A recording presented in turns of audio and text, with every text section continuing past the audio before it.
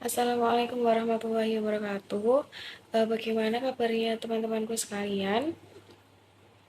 Nah, jadi di dalam pertemuan kali ini kita akan membahas mengenai perkembangan Islam pada masa Rasulullah periode Mekah. Kondisi bangsa Arab sebelum kedatangan Islam, terutama di sekitar Mekah, yang masih diwarnai dengan penyembahan berhala sebagai Tuhan, dikenal dengan istilah paganisme. Selain penyembahan berhala, di kalangan bangsa Arab ada pula yang menyembah agama Masehi yang disebut Nasrani. Agama ini dipeluk oleh penduduk Yaman, Najran, dan Syam. Di samping itu juga agama Yahudi yang dipeluk oleh penduduk Yahudi, imigran di Yaman dan Madinah, serta agama Majusi yaitu agama orang Persia. Masa itu biasa disebut dengan zaman jahiliyah, yaitu masa kegelapan dan kebodohan dalam hal agama, bukan dalam hal lain seperti ekonomi dan sastra, karena dalam dua hal terakhir ini bangsa Arab mengalami perkembangan yang sangat pesat. Mekah pada masa itu bukan hanya merupakan pusat perdagangan lokal, tapi juga sebagai jalur perdagangan dunia yang penting saat itu yang menghubungkan antara utara Syam dan selatan Yaman, antara timur Persia dan barat Abyssinia dan Mesir. Pada saat periode Mekah, Nabi Muhammad menyebarkan agama Islam yang baru diterimanya dengan dua cara, yaitu secara sembunyi-sembunyi dan terang-terangan. Dakwah secara sembunyi-sembunyi ditempuh karena Nabi Muhammad begitu yakin bahwa masyarakat Arab jahiliyah masih sangat kuat mempertahankan kepercayaan dan tradisi warisan leluhur, yakni menyembah berhala. Mereka bersedia berperang dan mati-matian demi menjaga tradisi leluhur tersebut. Setelah Nabi Muhammad menerima risalah kenabian pada usia 40 tahun, mulailah ia mendakwahkan ajaran Islam di tengah-tengah ketersesatan masyarakat Mekah jahiliyah. Ajaran dakwah beliau yang paling pokok adalah keyakinan kepada Allah yang Maha Esa. Dialah yang memberi kehidupan dan tempat kembali setelah kematian. Bahkan tidak ada satupun yang menyerupainya. Maka masyarakat Mekah harus meninggalkan penyembahan berhala. Nabi Muhammad tidak mengajak mereka kecuali dalam hal kebaikan dan kesohihan. Awalnya Rasulullah melaksanakan dakwah ini di lingkungan keluarganya sendiri, yaitu istrinya sendiri yang bernama Siti Khadijah yang menerima dakwah darinya.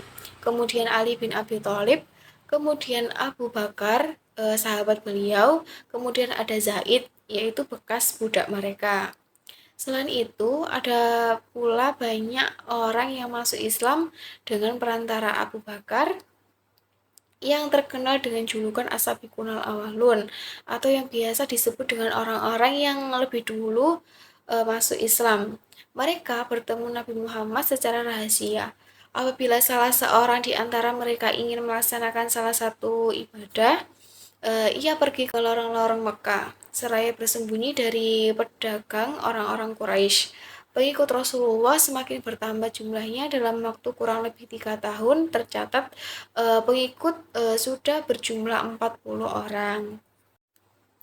Dalam dakwah secara terang-terangan, Nabi Muhammad menggunakan strategi dengan mengundang kaum kerabat keturunan dari Bani Hashim untuk menghadiri jamuan makan dan mengajak mereka masuk Islam.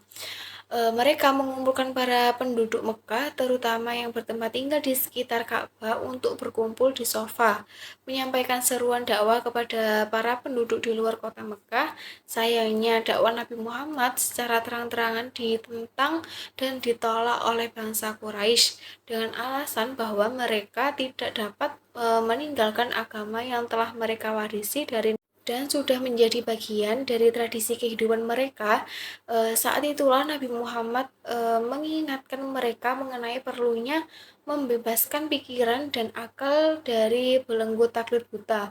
Rasulullah tidak membenarkan Tuhan-Tuhan mereka dan membodohkan mimpi-mimpi mereka, serta mengancam tindak taklid buta kepada nenek moyang mereka dan dalam menyembah berhala. Mereka menentang sepakat memusuhi beliau, kecuali sang paman yaitu Abu Thalib yang membela Nabi Muhammad. Demikianlah terjadinya periode Mekah. Dalam periode ini, Nabi Muhammad mengalami hambatan dan kesulitan dalam dakwah Islamiyahnya. Dalam periode ini, Nabi Muhammad belum berpikir untuk menyusun suatu masyarakat Islam yang teratur, karena perhatian Nabi Muhammad lebih terfokus pada penanaman teologi atau keimanan masyarakat. Nah, untuk mengetahui seberapa pemahaman kalian tentang materi ini, saya akan memberikan beberapa pertanyaan. Nah, nanti jawaban kalian tulis di dalam buku kalian masing-masing dan nanti dikumpulkan. Pertanyaannya yang pertama, masa kegelapan dan kebodohan dalam hal agama disebut dengan. Soal yang kedua, strategi apa yang dipakai Nabi ketika berdakwah secara terang-terangan? Soal yang ketiga, pada umur berapa Nabi menerima risalah? Saya ulangi sekali lagi, soal yang pertama, masa kegelapan dan masa kebodohan dalam hal agama disebut dengan. Soal yang kedua, strategi apa yang dipakai Nabi berdakwah secara terang-terangan? Yang ketiga, pada umur berapa Nabi menerima risalah?